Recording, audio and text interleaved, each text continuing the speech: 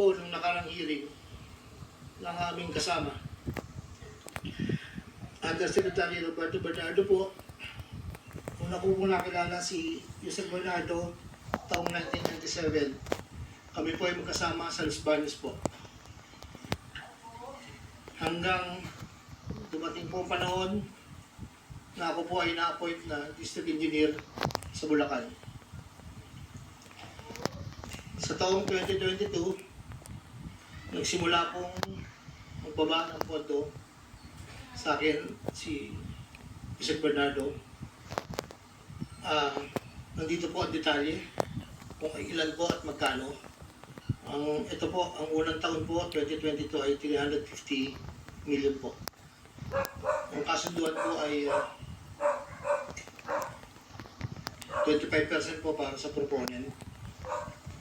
At ako po, o yung driver ko po minsan ang nag-deliver po sa kanya.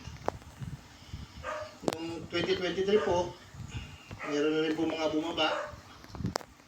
Dito po, naka-specify po lahat kung ang titulo, ang title po ng project, amount, at kabuang binaba po